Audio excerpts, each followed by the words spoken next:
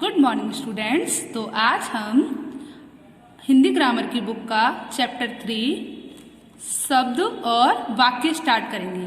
क्या स्टार्ट करेंगे? शब्द और वाक्य। मतलब क्या होता है इंग्लिश में, इसको हम क्या बोलते हैं? Word and sentence. क्या बोलते हैं? वर्ड एंड सेंटेंस, शब्द और वाक्य। तो आप जानते हैं शब्द क्या होता है? शब्द दो या दो से अधिक वर्णों के मेल को शब्द कहते हैं। क्या कहते हैं? दो या दो से अधिक वर्णों को जब हम मिलाकर लिखते हैं तो उसे हम क्या कहते हैं? शब्द कहते हैं। पर जिसका कोई अर्थ निकलना चाहिए। अब जैसे ऐसा नहीं मैंने ला और ना मिला दिया, ल न, इसका कोई अर्थ निकल रहा है? नहीं निकल रहा। तो जो भी वर्ण हम मिलाएंगे उसका कोई ना कोई अर्थ निकलना चाहिए, तो उसे हम शब्द बोलते हैं। जब हम दो या दो से अधिक वर्णों को मिलाते हैं या वर्णों का मेल करते हैं तो उसे हम शब्द बोलते हैं। पर वर्णों को मिलाकर कैसा अर्थ निकलना चाहिए? सार्थक अर्थ निकलना चाहिए। उस शब्द का कोई ना कोई मतलब होना चाहिए। समझ आया? तो इसे हम शब्द कहते हैं। चलिए अब हम पढ़ना स्टार्ट करते हैं। शब्द, जिसको हम क्या बोलते हैं? वर्ड। वर्णों के उस समूह को जिसका कोई अर्थ निकलता है। वर्णों के उस समूह को जिसका कोई अर्थ निकलता है उसे हम क्या कहते हैं? शब्द कहते हैं। तो वर्णों के उस समूह मतलब वर्णों को दो या दो से अधिक वर्णों को एक साथ लिखना, पर कैसे लिखना? जिसका कोई अर्थ निकल रहा हो, तो उसे हम क्या कहते हैं? शब्द कहते हैं। क्या कहते हैं? शब्द कहते हैं। जैसे मैं आपको एक एग्जाम्पल देती हूं कि हमने दो वर्ण मिलाए, न और ला। हमने दो वर्ड मिलाए, न और ला। अब हमने इन दोनों वर्णों को मिलाकर जब बोला तो मुंह से क्या निकला? न ल। न ल। बताओ इस शब्द का अर्थ होता है ना? जानते हैं ना सब लोग नल को? अच्छे से जानते हैं सभी बच्चे नल को? हाँ। अब हमने दो वर्ण मिलाए फिर से, ल और न। हमने ना और ला पहले मिलाए थे, अब हमने उल्टा कर दिया। अब हमने मिलाए ला और ना। मिलाकर बोलेंगे अब हम क्या बोलेंगे? इसको ल न। अब बताइए इसका कोई अर्थ निकलता है? इसको कोई जानता है?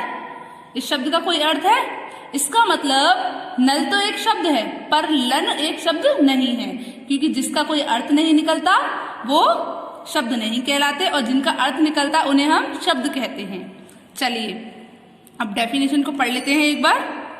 वर्णों के उस समूह को जिसका कोई अर्थ निकलता है उसे शब्द कहते हैं। जैसे यहाँ पर कुछ चित्र दिए हुए हैं, आपको उनको पिक्चर को पहचानना है और नीचे उनके नाम भी लिखें और विचार कीजिए कि इनके अर्थ निकलते हैं या नहीं निकलते, ये सोचना है हमको। निम्न चित्रों के नामों पर विचार कीजिए। निम्न चित्रों के नामों पर विचार कीजिए। जो यहाँ चित्र दिए हुए हैं आपको इनके जो नाम लिखे हुए हैं उन पर विचार करना है। तो फर्स्ट क्या लिखा हुआ है, मतलब उन पर ध्यान देना है। मोर। क्या लिखा हुआ है? मोर। आप ये बताइए मोर का कोई अर्थ होता है? मोर को आप जानते हो तो वो एक शब्द हो गया। भगत सिंह। भगत सिंह। भगत सिंह को जानते हो? हाँ, किसी का नाम है। अब नाम तो है पर इसके अंदर अर्थ है या नहीं है? अर्थ है। भगत सिंह। ठीक है। थर्ड है कुतुब मीनार। कुतुब मीनार को भी जानते हो आप?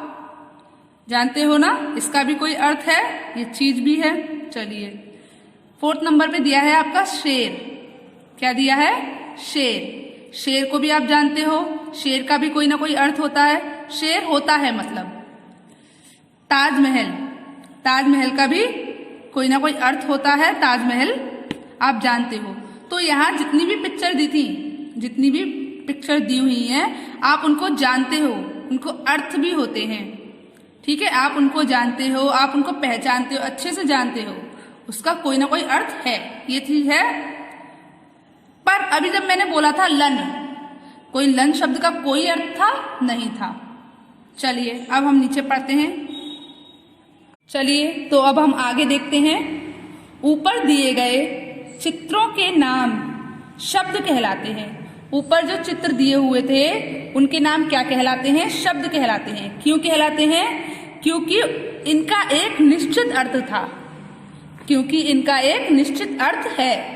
क्योंकि इनका एक निश्चित अर्थ है। जो शब्द ऊपर दिए हुए थे, पिक्चर दी हुई थी, उनका एक निश्चित अर्थ है। मैंने आपको बताया था हर शब्द को हम अच्छे से जानते हैं। तो जिन शब्दों का अर्थ निकलता है उसे हम क्या कहते हैं? शब्द कहते हैं। जैसे मोर, भगत सिंह, कुतुब मीनार, शेर, ताजमहल।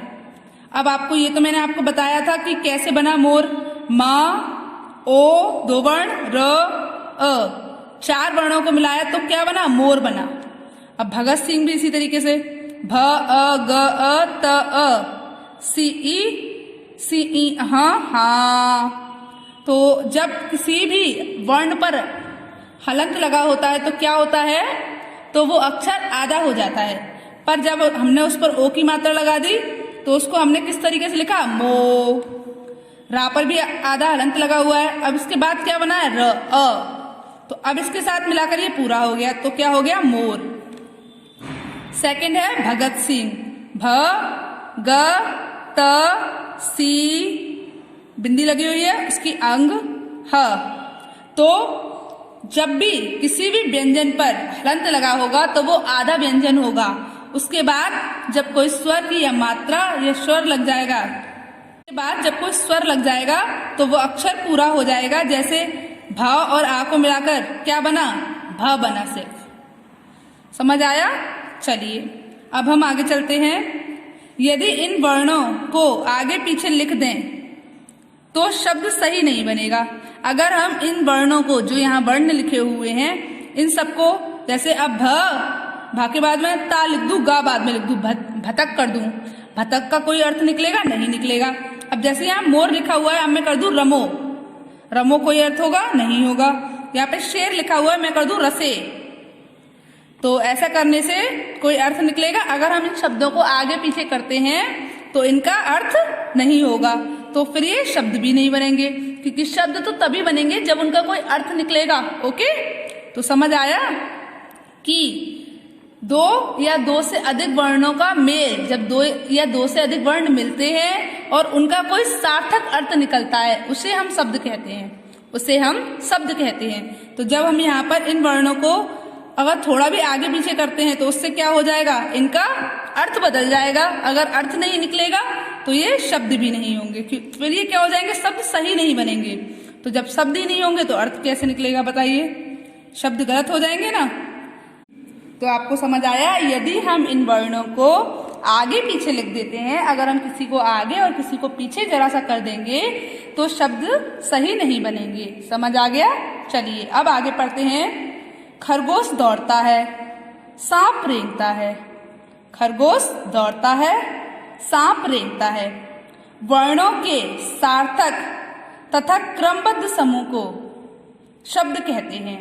अब देखिए यहाँ पर हमने एक लिखा है खरगोश दौड़ता है, सांप रेंगता है। तो यहाँ पर खरगोश एक शब्द हुआ, दौड़ता एक शब्द हुआ, है एक शब्द हुआ, सांप एक शब्द है, रेंगता एक शब्द है एक शब्द है। तो अगर हम शब्द की डेफिनेशन याद करें, अब हम जरूरी नहीं है ना बुक से याद करें, तो क्या होती है आपके हिसाब से? 2 या 2 से अधिक वर्णों के मेल को शब्द कहते हैं। ठीक है? या वर्णों का वह समूह जिसका कोई अर्थ निकलता हो उसे हम शब्द कहते हैं। तो एक बार फिर से बोलिए, वर्णों का वह समूह जिसका कोई अर्थ निकलता हो उसे हम शब्द कहते हैं। तो डेफिनेशन याद हो गई? चलिए अब है शब्द के प्रकार, काइंड्स ऑफ वर्ड। शब्द के प्रकार, काइंड्स ऑफ वर्ड मतलब शब्द के प्रकार। शब्द कितने प्रकार के होते हैं? तो आपका दिया हुआ है शब्द 3 प्रकार के होते हैं। तो जो शब्द होते हैं हमारे वो कितने प्रकार के होते हैं? 3 प्रकार के। सार्थक शब्द, निरर्थक शब्द, ध्वनि वाले शब्द। कौन से वाले शब्द? ध्वनि वाले शब्द। एक बार फिर से बताइए शब्द के 3 प्रकार कौन कौन से हैं? सार्थक शब्द, सार्थक शब्द, निरर्थक शब्द, ध्वनि वाले शब्द। तो सार्थक शब्द क्या होते हैं? जो शब्द, जिन शब्दों का कोई अर्थ, कोई सार्थक अर्थ निकल रहा हो, जिन शब्दों का कोई अर्थ हो, उन्हें हम सार्थक शब्द कहते हैं। डेफिनेशन पढ़ते हैं। जिन शब्दों का कुछ अर्थ होता है वे सार्थक शब्द कहलाते हैं। मतलब जिन शब्दों का कोई भी अर्थ होता है उन्हें हम सार्थक शब्द कहते हैं। जैसे अजगर, आप जानते हो अजगर कौन है, उसका अर्थ भी होता है। कमल, कमल का अर्थ है ना, कमल जानते हो ना आप। पतंग, पतंग का अर्थ है ना, पतंग जानते हो ना आप। जैसे और भी बहुत सारे शब्द हो सकते हैं ना। किताब, किताब का अर्थ होता है, किताब होती है। और पेंसिल, पेंसिल का भी अर्थ होता है। कलम, कलम का भी अर्थ होता है। कागज, कागज का भी अर्थ होता है। अलमारी, अलमारी का भी अर्थ होता है। तो जिन शब्दों का कुछ ना कुछ अर्थ निकलता है वे कैसे शब्द कहलाते हैं? सार्थक शब्द कहलाते हैं। चलिए अब आगे देखते हैं। इन शब्दों को पढ़ते ही इनका अर्थ तुरंत हमारी समझ में आ जाता है। जैसे पतंग, शब्द पढ़ते ही हमारे दिमाग में एक रंग बिरंगी पतंग का चित्र उभर आता है। तो क्या कहने का मतलब है? जैसे ही हम इन शब्दों को पढ़ते हैं तो हमारे दिमाग में इनका जो चित्र होता है, इनका जो पिक्चर होती है इनकी, वो हमारे सीधे दिमाग में आ जाती है। जैसे अब आप सोच के देखिए कमल, तो आपके दिमाग में कमल की शेप आ रही है ना, कमल का रंग आ रहा है ना। अगर आप सोचेंगे रोज, गुलाब, तो आपको समझ में, आपके दिमाग में क्या आएगा? गुलाब, गुलाब का चित्र आएगा। ठीक है। तो जैसे ही हम किसी भी शब्द के बारे में सोचते हैं या उसको बोलते हैं, जैसे ही हम किसी भी शब्द को बोलते हैं तो अगर उसका कोई अर्थ होता है तो उसका अर्थ, उसकी जो पिक्चर होती है, उसकी जो इमेज होती है वो हमारे दिमाग में आ जाती है। हमारा दिमाग उसको समझता है। समझ आया? तो क्या होता है, हमारे दिमाग में उस चीज की जो इमेज होती है वो चलने लगती है। जैसे मैंने बोला गुलाब, तो अब हमारे दिमाग में क्या चला कि गुलाब कैसा होता है, गुलाब का रंग कैसा होता है, चलने लगा ना। तो जब हम जानते हैं गुलाब, तभी तो जब हम किसी भी सार्थक शब्द को पढ़ते हैं तो उसका जो अर्थ होता है वो तुरंत हमारी समझ में आ जाता है। और जो वो पिक्चर होती है तो उसकी जो इमेज होती है वो हमारे दिमाग में आने लगती है। तो जैसे अब मैंने सोचा, सोच के देखिए सांप, तो आप आंखें बंद करिए और सोच के देखिए सांप। तो आपने क्या, आपके दिमाग में क्या आया? एक रेंगता हुआ सांप चल रहा है, जा रहा है, आपके दिमाग में आया ना, क्योंकि आप उसको जानते हो, आप उसकी इमेज समझ गए। तो जिन शब्दों का कोई अर्थ होता है उन्हें हम सार्थक शब्द कहते हैं। चलिए अब आगे चलते हैं। आगे है हमारा निरर्थक शब्द। क्या है? निरर्थक शब्द। जिन शब्दों का कोई अर्थ नहीं होता वे निरर्थक शब्द कहलाते हैं। मतलब जिन शब्दों का कोई मतलब नहीं होता, कोई अर्थ नहीं निकलता, वो शब्द कैसे कहलाते हैं? निरर्थक। जैसे कि अभी हमने बोला था ना लन, तो जिसका कोई अर्थ नहीं है। निरर्थक शब्द मतलब जिसका कोई भी अर्थ नहीं निकल रहा, तो उसे हम क्या कहते हैं? निरर्थक शब्द कहते हैं। जैसे चाय, चाय का अर्थ होता है, अब आप चाय के बारे में सोचोगे ना तो चाय, आपको चाय दिखाई देने लग जाएगी। तो उसके बाद शाय, शाय क्या कुछ होता है? तो शाय कैसा शब्द हो गया? निरर्थक शब्द। पानी, पानी आप जानते हो, आपके दिमाग में पानी का आ गया होगा। अब वाणी, वाणी क्या होता है? वाणी कैसा शब्द हो गया? निरर्थक हो गया। रोटी, रोटी सब खाते हैं और जानते भी हैं। बोटी, बोटी निरर्थक शब्द हो गया।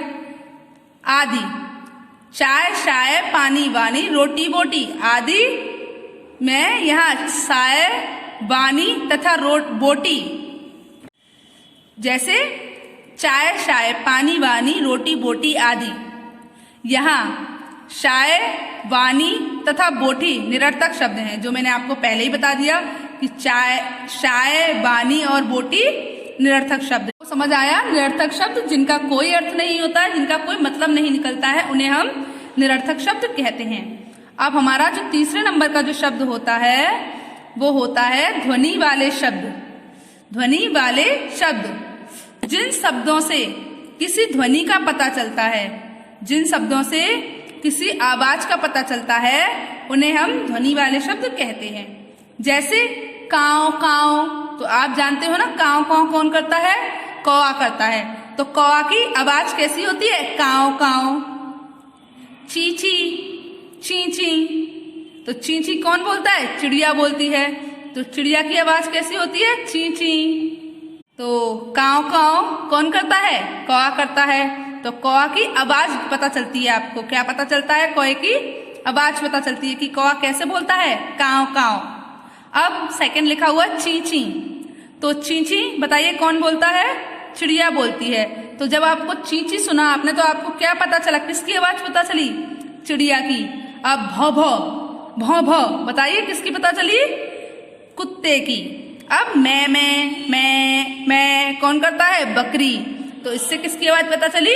बकरी की। अब एक मैं बोलती हूँ, ढेंचू ढेंचू, बताइए किसकी आवाज पता चली? गधे की। अच्छा, खो खो खो खो, अब बताइए किसकी आवाज पता चली? बंदर की। वेरी गुड, समझ आया? तो जिन शब्दों से किसी आवाज का पता चलता है उन्हें हम क्या कहते हैं? ध्वनि वाले शब्द कहते हैं। जैसे काव काव, चींची, भौं भौं, मैं आदि। तो बताइए आपको शब्द समझ में आया? तो हमने आज क्या पढ़ा? शब्द पढ़ा, शब्द के प्रकार पढ़े। शब्द के कितने प्रकार होते हैं बताइए? 3 प्रकार होते हैं। कौन कौन से? सार्थक शब्द, निरर्थक शब्द, ध्वनि वाले शब्द। तो आज का चैप्टर समझ में आया आपको? तो चलिए कल हम वाक्य पढ़ेंगे। क्या पढ़ेंगे? वाक्य। Bye bye.